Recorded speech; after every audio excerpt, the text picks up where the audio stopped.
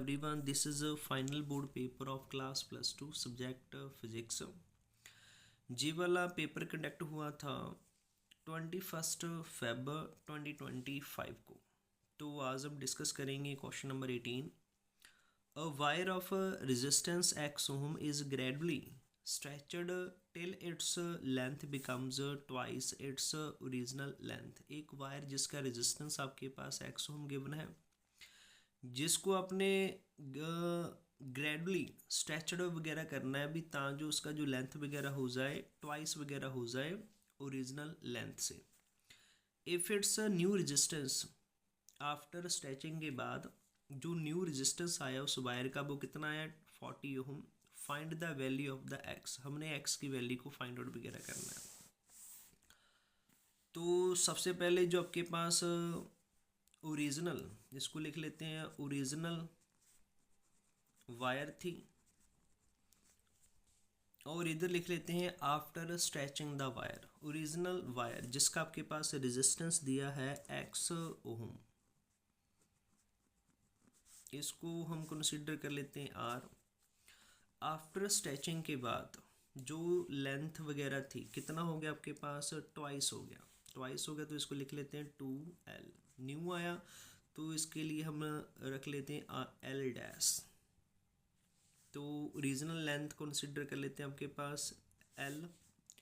Resistivity इस wire का consider करेंगे rho, and area of cross section इसके लिए मानेंगे हम a।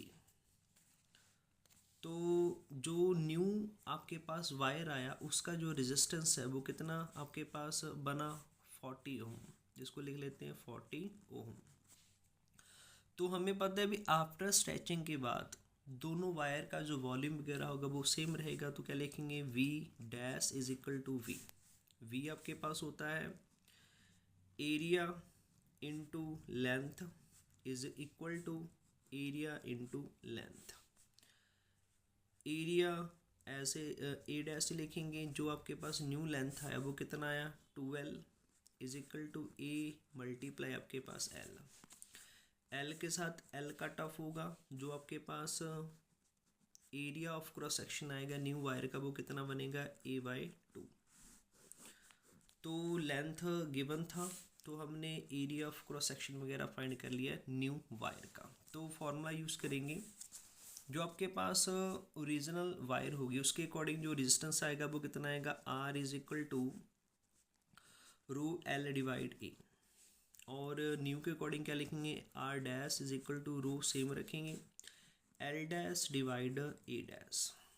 तो जो आपके पास इसको लिख लेते हैं R dash is equal to rho L dash कितना आया आपके पास 2l, and area of cross section हमने निकाल लिया a/2।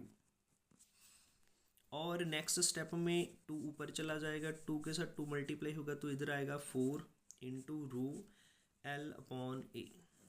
लेफ्ट हैंड साइड आपके पास है R डैश। रो L/A आपके पास लेफ्ट हैंड साइड किसके इक्वल है R के इक्वल है, तो जहाँ पर लिखेंगे R dash is equal to 4 multiply आपके पास R। जो आपके पास न्यू वायर आएगा उसका जो रेजिस्टेंस आएगा वो 4 टाइम्स ग्रेटर होगा as compare to the original wire की रेजिस्टेंस के मुकाबले। हमारे पास जो R डैश था गिवन है कितना गिवन है 40 है, और is equal to 4 multiply original wire का रेजिस्टेंस कितना दिया आपके पास x, जहाँ पर x पुट कर लेंगे एड x इधर रह जाएगा 40 डिवाइड 4 आएगा। कटिंग वगैरह करेंगे तो आपके पास आंसर कितना बनेगा x इज इक्वल टू 10 ओम। तो जो आपके पास ओरिजिनल वायर थी उसका रेजिस्टेंस कितना था जो हमने फाइंड आउट वगैरह कर लिया x इज इक्वल टू 10 ओम। तो इस वे के अकॉर्डिंग हम आंसर वगैरह निकाल सकते हैं। Thanks for watching.